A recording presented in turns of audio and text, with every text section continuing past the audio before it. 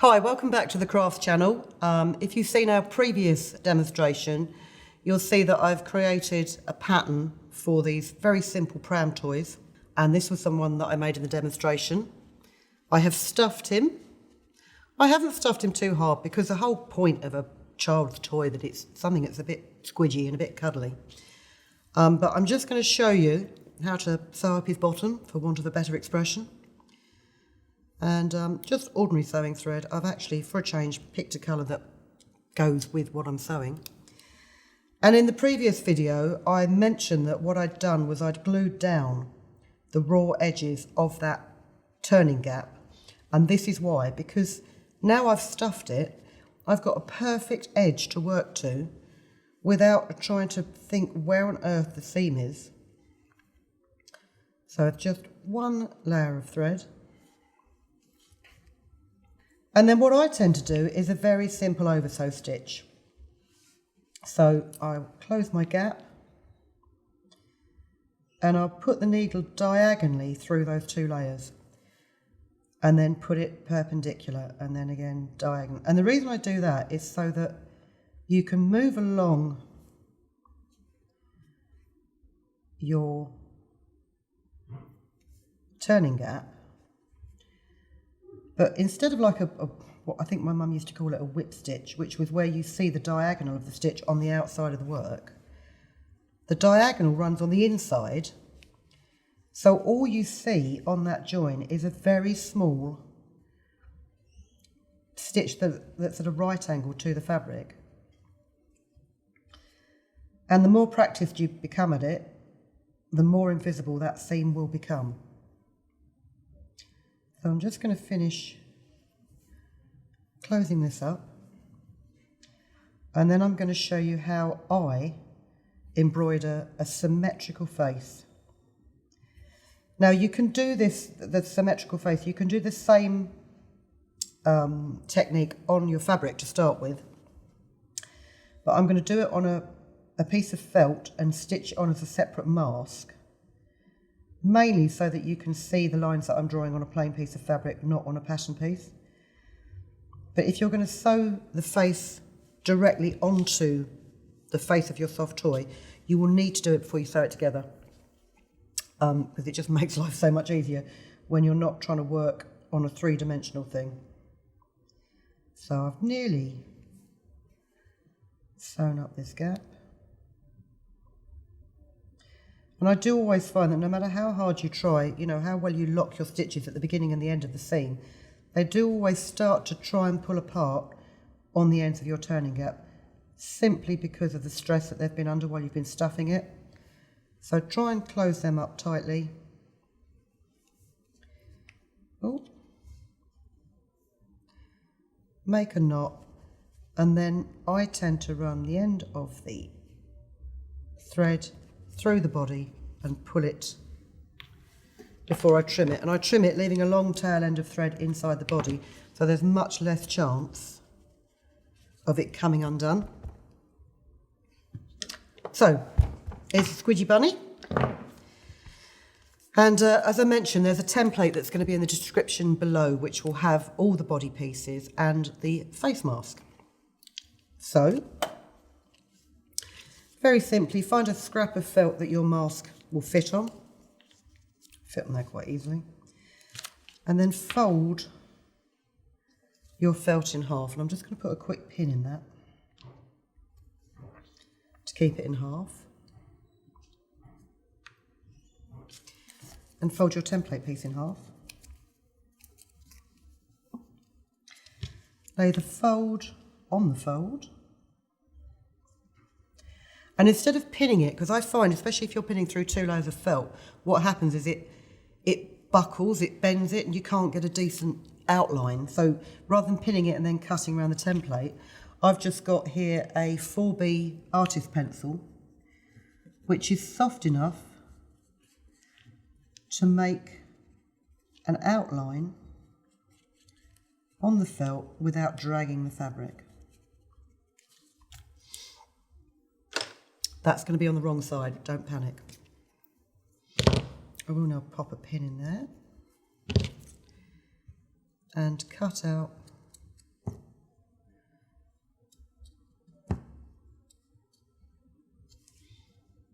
Oh look, I've done it again. Pink felt on a pink mat.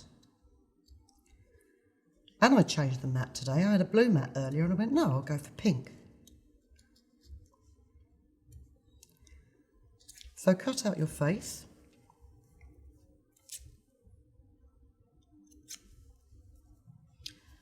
And then before you go any further, just open it out. And because this felt is actually quite a decent quality thickness felt, you might just find you need to just trim up some of the little bits. It doesn't matter if it's not completely as curved as your pattern, because you're going to sew this onto the face and you're going to have stitching around the outside anyway, so that should disguise any little problems. But you want to fold them back in half again, and you want to get a slightly sharper pencil, decide where your eye is, and press down so that you can then see the indentations on here. Now, I'm an idiot because I've forgotten a vital piece of equipment that I was using to make my eyes with, but this will have to do. They might be a little bit smaller. Most rulers have got a hanging hook, and some rulers have got a different size of hanging hook. They are incredibly handy for marking out circles with a soft pencil. And you need a softer pencil. If you try and use that hard one, it will just ruck up the surface of your felt.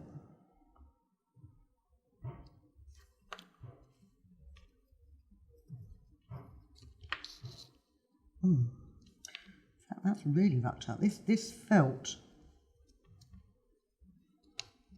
schoolgirl error.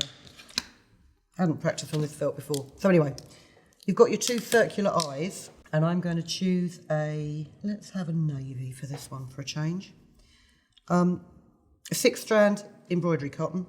So cut yourself a piece that's about 30 centimetres or 12 inches long. Don't ever be tempted with embroidery thread to cut anything longer, even if you've got a load of embroidery to do, because it will just catch and ruck. And don't be tempted to use it all 6 strands at once. If you,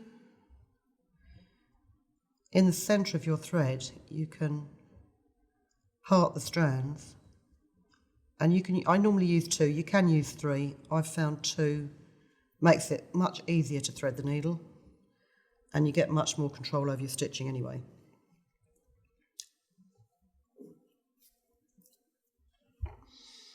Thread your needle.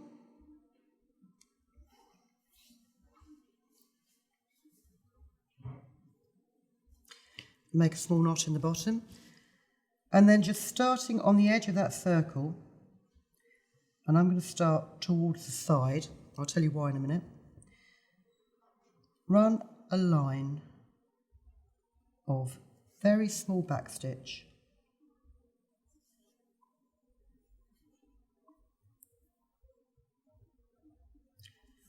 around the edge of the circle.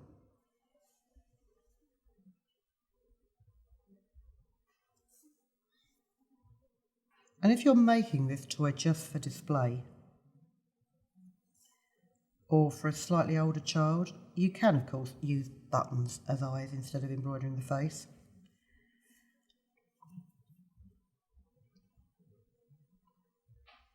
But actually it's quite nice it's a quite nice skill to learn, is a decent bit of hand sewing. So there is my circle of backstitch. And the reason I started off to the side is because I'm now going to run satin stitch diagonally across the middle of the eye. Now what I would suggest with satin stitch is it's nice if it looks flat and it looks satiny. So you'll find that your embroidery thread has a tendency to twist. If you untwist it and lay it across your eye so that the threads are laying next to each other rather than wrapped around each other, and do the same each time you run a diagonal from side to side, it makes it look much neater. I'm listening to myself here. This sounds like the most boring demonstration in the world. It is purely because I'm concentrating on what I'm doing. I don't know if you can see that in the overhead camera, whether that's close enough, but there's no twists in that stitching.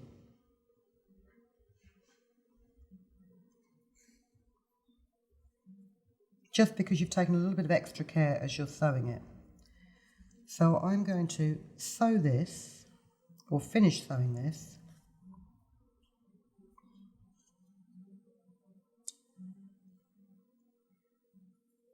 And you can see how we will do the nose in a minute. So we'll just come to the last few stitches.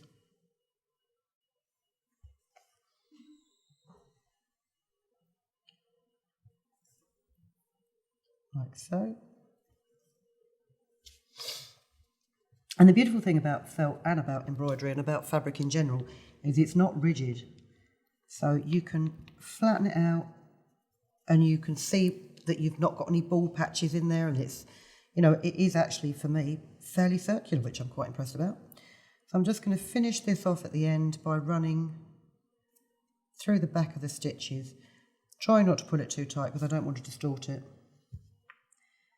And something my domestic science teacher taught me, God, let's go back a bit, domestic science teacher, is ideally the back of your work should look as neat as the front of your work. And I was very much, well, no one's ever going to see the back of my work, does it matter? But as I've got older, I've become a little bit more fussy about the back of my work looking as neat as the front.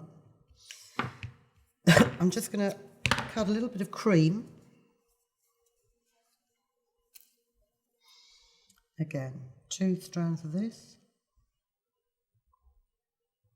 And the reason I tend to do this from the middle, I know a lot of people take it from the end. I always find it gets tangled if I do that.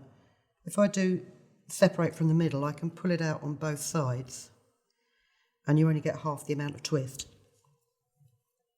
Let's just put this out of the way as well.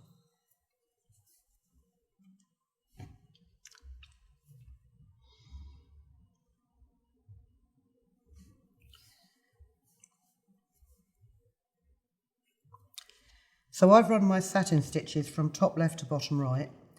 I'm now just going to take 2 strands of cream thread and run 2 little stitches from top right to bottom left, not all the way across top right to bottom left, but in that general direction, to make a little highlight in his eye. And it's not strictly necessary to do that. But it just, I find, gives your character a little bit more life. It's not just a flat-eyed rabbit, it's now actually got highlights. It's alive. So to do the nose, again, very simple. Take a decent amount of your embroidery thread, or your 2 strands of embroidery thread.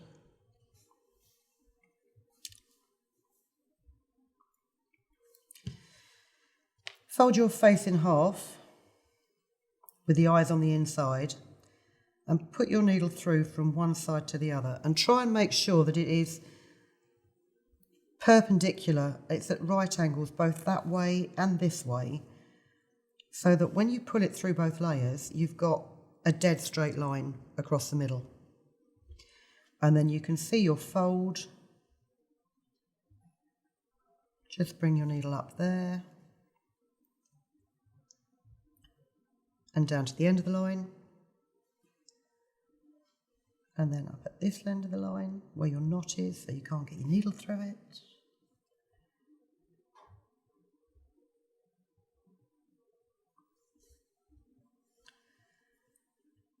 Down to here. So that forms the triangle of your nose, and we're going to satin stitch inside that in a minute. But before I do that, I just want to show you how to make the mouth. And again, fold your piece of work in half so that you've got a definite crease line. And bring your needle up from the crease line to the bottom point of the nose. And then fold it in half again and do that whole running your needle through both layers of fabric to produce that straight line. And you're not going to have that straight line right across the middle of the face because obviously that would be the most serious looking rabbit mouth in the world. You just need to bring your thread up from the bottom of the, I suppose you call it the divider bit under the, I don't know what that bit's called, can't remember. And just hook that down, rather like a herringbone stitch in embroidery. So you've got a smiley mouth. So then once you've done that, you can then go back to your nose. And again, the whole trick of making sure that your threads are as flat as they can be and not crossed, to sew satin stitch across the width of the nose.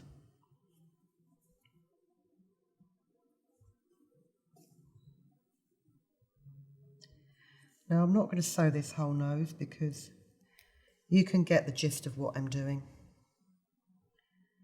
And I promise you I will actually give him another eye when I finish filming this demo. But I just want to show you how easy it is to then stitch your face mask, as it were, to your bunny. So let's get this cream embroidered thread again, or you could get a pale blue or a colour that matches your fabric.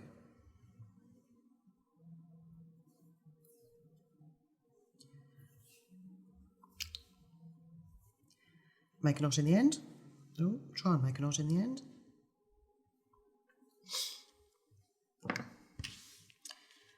And then just decide where you want your bunny face. If you want it down here so he's got a big forehead, or you want it up here so he looks a bit happier.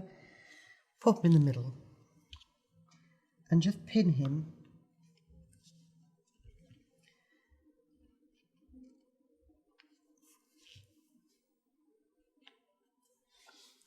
and check he's straight. And then to disguise any of your knots in your stitching, if you just pull his forehead forward a bit and insert your needle under there so it comes out somewhere along the edge of your felt piece, and then you can simply over sew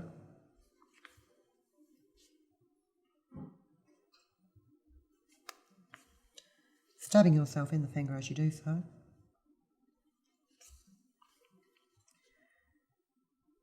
You can over sew his face to his head. So I hope that's given you a couple of little tips as to a successful way of making possibly what's one of the easiest faces on a soft toy. I mean, at some point we will do some videos with some more complicated faces.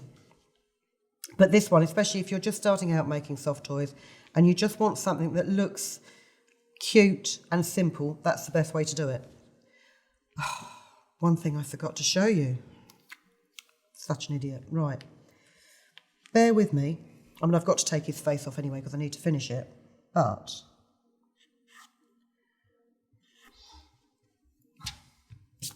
before you sew his face on, what you can do is you can just add a bit of structure to it, a bit like contouring for your rabbit. This is a soft colour pencil, and I'm just going to put a little curved line and then shade it.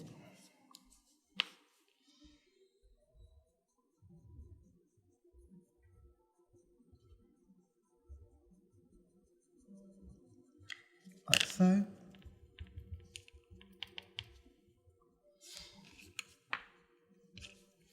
Oh, this is the liveliest felt I've worked with in a long time, actually. It is shedding a bit. Normally you want a felt that's got at least, 40% wool in it. I mean, some of these, actually this is,